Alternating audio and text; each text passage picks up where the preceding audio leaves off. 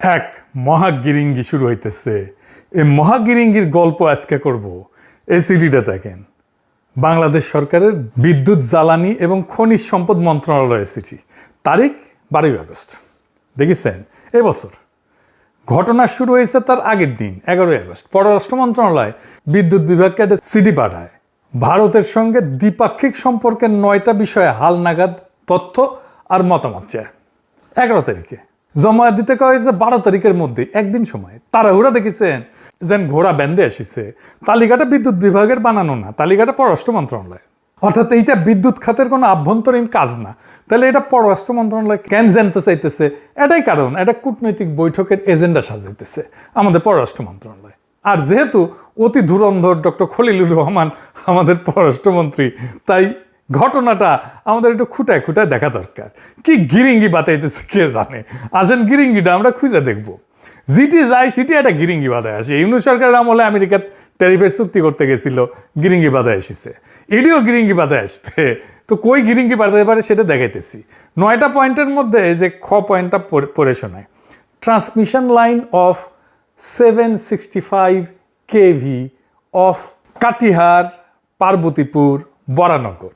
মানে হইতেছে ভারতের বিহারের কাটিহার থেকে বাংলাদেশের পার্বতীপুর হয়ে আসামের বরানগর পর্যন্ত একটা 765 কিলো ভোল্টের সঞ্চালন লাইন ইন্ডিয়া বানাবে। সবচেয়ে হাই ভোল্টের, কিন্তু ভেরি হাই ভোল্টেজ। নামগুলো আছে না, লাগতেছে ম্যাপে দেখাই। কটিহার হইতেছে ইন্ডিয়ার বিহারে, আমাদের পশ্চিমে। পার্বতীপুর আমাদের দিনাজপুরে, আমাদের নিজেদের ঘরে। বরানগর হইতেছে ভারতের আসামে, আমাদের পূবে। তো এডিটে সেভাবে লাইনটা টেনে দেখান। ভারত থেকে বাইর হইয়া সিস্টেম করে বাংলাদেশে ঢুকলো, বাংলাদেশ পার হয়ে আবার সিস্টেম করে ইন্ডিয়াতে ঢুকলো, তাই না? কেন শুরু ইন্ডিয়াত, শেষ ইন্ডিয়াত, মাঝখানে শুধু আমরা কেন দুধবাদ? ইন্ডিয়ার জিনিস ইন্ডিয়ায় নিল, আমরা এটি কি কামে? এটি আসেন এটা একটু বুঝে দেখি। লাইনটা কিসের? উত্তর পূর্ব ভারতের ইলেকট্রিসিটির জন্য। আর উত্তর পূর্ব ভারত ওই বিদ্যুৎ কোথা থেকে পাবে? এটা বাদ থেকে পাবে। অরুণাচল প্রদেশে ইন্ডিয়া কয়েক ডজন পানি বিদ্যুৎ প্রকল্পের পরিকল্পনা করে রাখিছে অনেকদিন আগে থেকে। নদীতে বাদ দিয়া ইলেকট্রিসিটি বানাবে, আর সেই ইলেকট্রিসিটি আমাদের দেশের মধ্যে দিয়া সিস্টেম করিয়া শর্টকাট মেরিয়া ইন্ডিয়া নিয়ে যাবে। তো সেই বাদগুলো বসেছে কোন নদীতে জানেন? এই নামগুলো একটু উদ্ভট। সিয়াং, দিবাং, সুবানসিরি, ব্রহ্মপুত্র, যমুনা। সিয়াং, দিবাং, সুবানসিরি, এই 3টা নাম মনে রাখেন। এই 3টাই ব্রহ্মপুত্রের প্রধান উপনদী। এদের পানি আসামে যে ব্রহ্মপুত্র হয়, কুড়িগ্রাম দিয়ে আমাদের দেশে ঢুকে যমুনা হয়। তার মানে যে পানিটা আমাদের যমুনা নদীতে আসার কথা ছিল, সেটা উজানে আটকে দিয়া বিদ্যুৎ বানানো হবে। আর সেই বিদ্যুৎ আমাদের মাথার উপর দিয়ে ইন্ডিয়া চলে যাবে। পানিও আমরা পাবো না, বিদ্যুৎও আমরা পাবো না, কিন্তু আমরা রাস্তাটা দিব। আর এটা নিয়ে এজেন্ডা বানাইতেছে আমাদের পররাষ্ট্র মন্ত্রণালয়।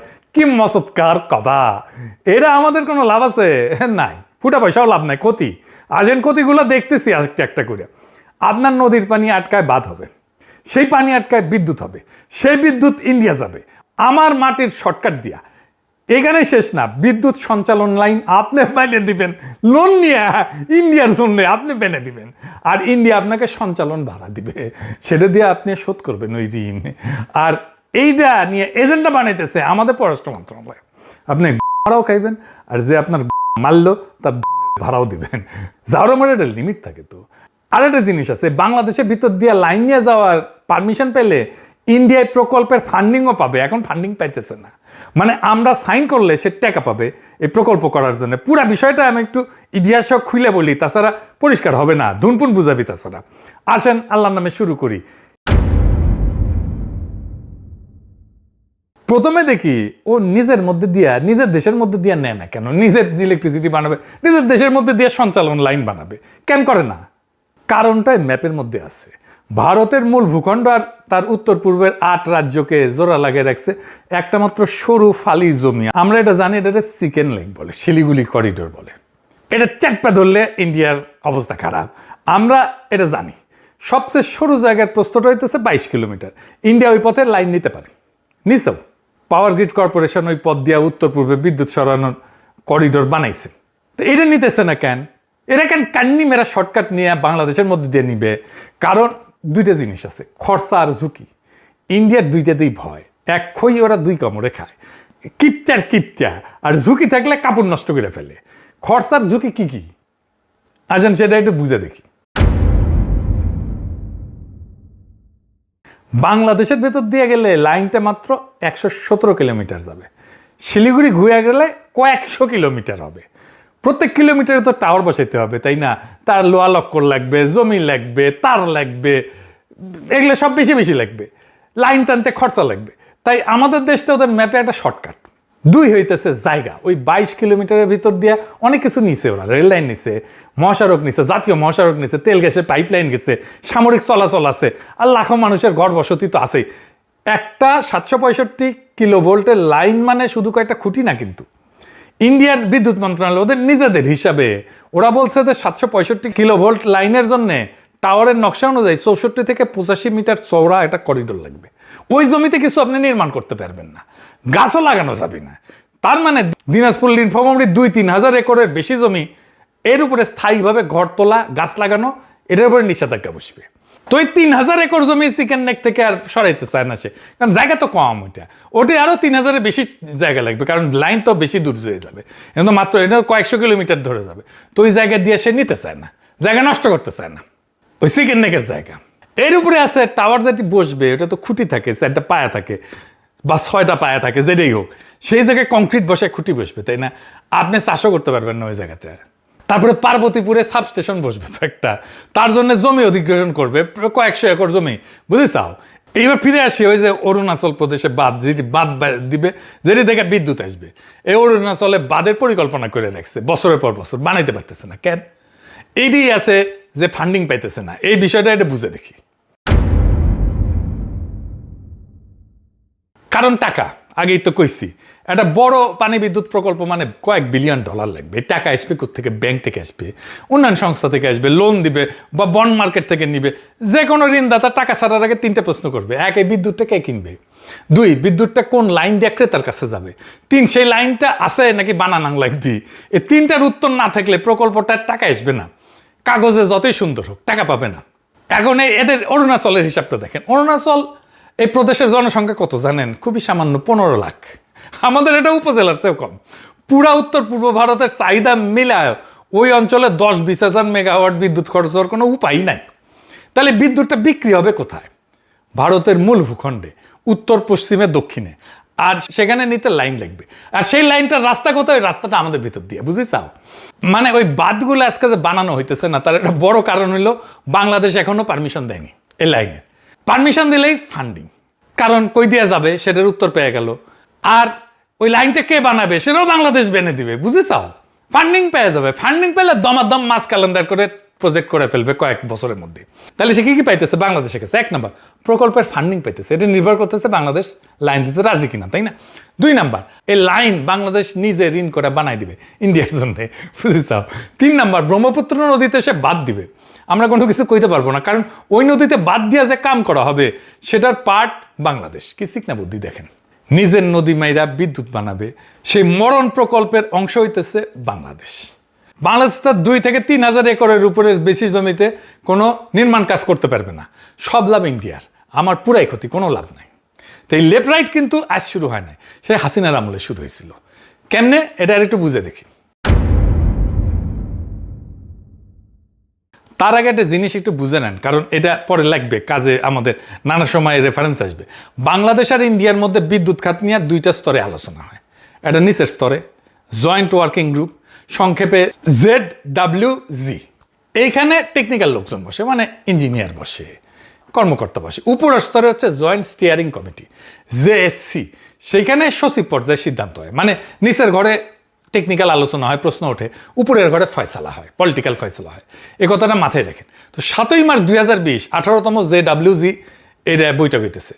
বাংলাদেশের পক্ষে আনুষ্ঠানিকভাবে বলছে যে 2030 সাল পর্যন্ত বাংলাদেশের এমন কোনো অতিরিক্ত বিদ্যুৎ আমদানির প্রয়োজন নাই যা দিয়া এই ইন্টারকানেকশন লাইন নির্মাণকে যৌক্তিক বলা যায়। হাসিনা সরকার বলতেছে 2030 সাল পর্যন্ত প্রয়োজন নাই। তাইলে কি ধরে নিতে হবে হাসিনা সরকারের দরকার ছিল না? তারেক রহমান সরকার বিদ্যুৎ নিয়ে বেড়াছাড়া করে ফেলছে, এই জন্য এটা নিয়ে আগাইতে চাইতেছে। আছে আরো আছে। হাসিনার টেকনিক্যাল লোকেরা এই প্রকল্প নিয়ে কি বলছিল? ইন্ডিয়ারে বলছিল, তারা বলছিল যে এই সঞ্চালন ব্যবস্থা ভবিষ্যতে উত্তর পূর্ব ভারতের জল বিদ্যুৎ প্রকল্পের কাজে ব্যবহৃত হইতে পারে। বাংলাদেশ যেহেতু ভাটির দেশ, বিষয়টা যৌথ নদী কমিশনে আলোচনা হওয়া দরকার। শুধু ওইটুকু না, তারা একটা ডেটা শেয়ারিং চুক্তির প্রস্তাব দিছিল, হাইড্রোলজিক্যাল স্টাডি চাইছিল, পানি মডেলিংয়ের স্টাডি চাইছিল, পরিবেশগত সামাজিক প্রভাবের মূল্যায়ন চাইছিল, আর এই বিদ্যুৎ লাইনের নিরাপত্তা রক্ষণাবেক্ষণ নিয়ে প্রশ্ন তুলছিল। এরা হাসিনা সরকারের নিজের প্রতিনিধি দল, ওই সরকারের বেতনভুক লোক। ইন্ডিয়ার সঙ্গে সম্পর্ক যখন সবচেয়ে ঘনিষ্ঠ, তখনকার এরা ঠিক জিনিসটা ধরে ফেলছিল। তারের সঙ্গে বাঁধের সম্পর্ক, বাঁধের সঙ্গে নদীর সম্পর্ক, নদীর সঙ্গে দেশের সম্পর্ক, এটা ধরছিল, বুঝছিল, কাগজে তুলছিল। 5 বছর আগে বাংলাদেশ সরকার সেটা বৈঠকের টেবিলে বলে আসছিল। এর 2 দিন পরে 23শে জানুয়ারি 2021-এ জেএসসির মিটিং, মানে ওই উপরের ঘরের মিটিং হইতেছে। ইন্ডিয়া এখানে ঝাড়া অস্বীকার করলো, বললো এই কটিয়ার পার্বতীপুর বরানগর লাইনের সাথে কোনো নির্দিষ্ট জলবিদ্যুৎ প্রকল্পের কোনো সম্পর্কই নাই। এই সঞ্চালন ব্যবস্থার সাথে ভাটি উজানের কোনো প্রশ্নই জড়িত না। কই না তো, আমরা তো ভালো ছেলে, আমরা এসব করি না। নদীতে আমরা বার্তা দিই না, কোনো গবেষণা না, কোনো নথি না, কোনো প্রমাণ না, শুধু একটা বাক্য আমাদের বিশ্বাস করে নিতে হবে, কারণ কর্তা কইছেন। এই প্রকল্পের সাথে পানি বিদ্যুৎ প্রকল্পের কোনো সম্পর্ক নাই। আর তারপর এই ডেটা শেয়ারিংয়ের প্রস্তাব আসছিল, সেটা বাদ। হাইড্রোলজিক্যাল স্টাডির প্রস্তাব আসছিল, সেটা বাদ। যৌথ নদী কমিশনে নেওয়ার প্রশ্ন আসছিল, বাদ। ঠিক হইল, বাংলাদেশ শুধু নিজের ভূখণ্ডের ভিতরে সামাজিক আর পরিবেশগত প্রভাব দেখবে। 8-10টা সাধারণ সঞ্চালন লাইনের মতো যেন এটা ঢাকা শহরের ভিতরের একটা বিদ্যুতের খুঁটি বসাইতেছে। 48 ঘন্টার মধ্যে বাংলাদেশের এক্সপার্টরা নিজেদের তোলা সবচেয়ে গুরুত্বপূর্ণ প্রশ্নটা টেবিল থেকে হাওয়া কইরা দিল। নিচের ঘরে যে প্রশ্নটা উঠছিল সেটা উপরের ঘরে যে মুছে গেল। আর কে মুছলো? আমরা নিজেরাই। কারণ ওই বৈঠকে বাংলাদেশের পক্ষে বসেছিল বাংলাদেশেরই লোক, আমলারা। কিন্তু ইন্ডিয়া ওই দিন যা বলছিল যে এটার সাথে কোনো জল বিদ্যুতের কোনো সম্পর্ক নাই, এটা কি সত্য ছিল? হর্ষবর্ধন সিংলা, জানেন তো, আমাদের দেশে রাষ্ট্রদূত ছিল ইন্ডিয়ার। সে ইন্ডিয়ার সাবেক পররাষ্ট্র সচিবও ছিল, ঢাকায় ভারতের সাবেক হাই কমিশনার। আমরা জানি ভারতের G20 সভাপতিত্বের প্রধান সমন্বয়ক। নভেম্বর 2022-এ উত্তর পূর্ব ভারত এক সম্মেলনে প্রকাশ্যে বলছে, বাংলাদেশে রুট করলে শিলিগুড়ি করিডোরের এই সঞ্চালন লাইনের চাপ কমবে, আর সেটা উত্তর পূর্বের উপকারে আসবে। উত্তর পূর্বের উদ্বৃত্ত বিদ্যুৎ বের করার জন্য চিকেন স্ন্যাকের যানজট কমানো দরকার। এই কথাটা নিজে জোর দিয়ে বলছেন। আর সবচেয়ে গুরুত্বপূর্ণ কথাটা তার পরের বাক্যে বলছে, উত্তর পূর্বের উদ্বৃত্ত বিদ্যুৎ ভারতের বাকি অংশে সরানো যাবে। আর তারিখটা দেখেন, নভেম্বর 2022। 2021 সালের জানুয়ারিতে জেএসসিতে যখন ইন্ডিয়া বলল কোনো সম্পর্ক নাই, তার মাত্র 22 মাস পরে সাবেক পররাষ্ট্র সচিব প্রকাশ্যে মঞ্চে সম্পর্কটা নিজে কয়ে দিল। মানে ইন্ডিয়া মিথ্যা কথা বলছিল। এটা চোখে চোখে মিথ্যা কথা বলে। আর এটা প্রমাণ, 2023-এ খুলনা জেএসসির বৈঠক হইতেছে। বৈঠকের পরে ফোনদের আলো লিখলো, সরকারি সূত্র তাদের কি বলছে যে ভারত কটিহার পার্বতীপুর বরানগর প্রকল্পের আওতায় করিডোর চাইতেছে। আর ইন্ডিয়ার পরিকল্পনা হইল বিভিন্ন নদীতে বাঁধ দিয়া বিদ্যুৎ উৎপাদন করা এবং বাংলাদেশকে করিডোর হিসেবে ব্যবহার করিয়া সেই বিদ্যুৎ উত্তর পূর্ব থেকে ভারতের অন্য অংশে নিয়ে যাওয়া। এইবার 2টা বাক্য পাশাপাশি রাখেন।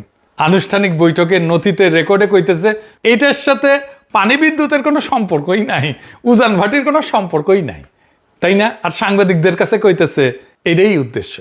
জাউরমে দেখেছেন কোনটা সত্যি রে মাদারচোদ? আমি তো কোনো ষড়যন্ত্র তত্ত্ব দিইনি, তো আমি কোনো বানানো কিছু বলি নাই। তো ইন্ডিয়ারই 2টা প্রকাশিত বক্তব্য পাশাপাশি রাখছি, 2টাই ভারতীয় পক্ষের, আর 2টাই পরস্পর বিরোধী। 2টা একই সাথে সত্য হইতে পারে না। তো আমাদের আর কি সর্বনাশ হবে প্রকল্পে, ভয়ানক সর্বনাশ হবে, সেটাও বুঝে দেখা দরকার। আমেরিকার সেন্টার ফর নেভাল অ্যানালাইসিসের একটা গবেষণা আছে, সেখানে বলা হয়েছে শুষ্ক মৌসুমে বাংলাদেশের নদীর পানির 75% আসে ব্রহ্মপুত্র থেকে। শুষ্ক মৌসুমে, কথাটা খুবই গুরুত্বপূর্ণ। এখানে আসল ব্যাপার, বর্ষায় পানি তো সবার আছে, আমাদের তো উদ্বৃত্ত পানি, বর্ষায় বেশি পানি আসে, বন্যা হয়। বর্ষায় আমাদের সমস্যায় পানি বেশি, কিন্তু জানুয়ারি থেকে মে যখন বোরো ধান হয়, যখন সমুদ্র থেকে লবণ ভিতরে ঢুকতে শুরু করে, যখন নদীতে নৌকা আটকায় যায়, তখনকার 3/4 পানি একটা নদী থেকে আসে, মাত্র একটা নদী। বাংলাদেশে প্রয়োজনের 3/4 পানি আসে একটা নদী থেকে। কোন নদী? ব্রহ্মপুত্র। এবার আমাদের 3টা বড় নদী পাশাপাশি রাখেন। গঙ্গা, এটার উজানে ফারাক্কা বৈশা আছে 50 বছর ধরে, পানি আটকায়। পদ্মা মরে গেছে, ধুধু বালুচর। তিস্তা উজানে গজলডোবা বাঁধ, কি অবস্থা সেটা, শুধু ধুধু বালুচর। ব্রহ্মপুত্র উজানে এখনো কোনো বড় নিয়ন্ত্রণ কাঠামো বৈশা নাই, বার্তা এখনো দেয় নাই। 3টার মধ্যে 2টা চলে গেছে। ব্রহ্মপুত্র আমাদের শেষ নদী, আর 3টার মধ্যে সবচেয়ে বড়টাও এইটা। গঙ্গা গেছে, তিস্তা গেছে, তবু দেশটা টিকে আছে কারণ ওই 75% পানি আসতেছে ওই একটা নদী থেকে, এখন আসতেছে। যা হারাইছি সেটার হিসাব আমরা জানি। এইবার যেটার উপর হাত পড়ছে ওইটা হারাইলে হিসাব করার মতো আর কিছু থাকবে না। ওই নদী মাইরা বিদ্যুৎ বানাবে, আর সেই বিদ্যুৎ টাইনে নেবে আমার মাটির উপর দিয়া, আর সেই মাটির উপর দিয়ে টাইনে নেওয়ার খরচটাও আমাকে ঋণ করে বানাই দিতে হবে। ওরে জুলুমের কোনো সীমা পরিসীমা নাই। এবার আসেন এই প্রকল্প নিয়ে কি গিরিঙ্গি করতেছে খলিলুর রহমান, সেটা দেখি। 19 জুলাই 2024 22তম JWG বৈঠক। আমাদের কাছে এটার সিদ্ধান্তগুলো আসছে। এইটা সাহেব দেখেন, পুরা কাগজ আছে আমাদের কাছে। করলে রাজস্থানে হইতেছে মিটিং। এই তারিখটা মনে রাখেন, 19 জুলাই 2024। দেশে তখন কি হইতেছিল? ইন্টারনেট বন্ধ, রাস্তায় গুলি, কারফিউ, আর রক্তারক্তি মাইরে সাফা করে ফেলতেছে হাসিনার পুলিশ আর হাসিনার ছাত্রলীগ যুবলীগ। আর ওই দিন বন্ধ দরজার পিছনে এই হাসিনা সরকার, যার আয়ু তখন মাত্র 3 সপ্তাহ নাই, যার কোনো ম্যান্ডেট অবশিষ্ট নাই, সে তার শেষ উপহার ইন্ডিয়ারে দিল। বাংলাদেশের ভূখণ্ডের উপর দিয়া ভারতের সঞ্চালন লাইন বসানোর সম্মতি দিয়ে দিল। ব্রহ্মপুত্রের লাশ দাফন হইয়া গেল। কিন্তু এরপরে জুন 2025 অন্তর্বর্তী সরকার এই প্রকল্প বাতিলের সিদ্ধান্ত নেয়। হাসিনা আমলের সিদ্ধান্ত বাতিল।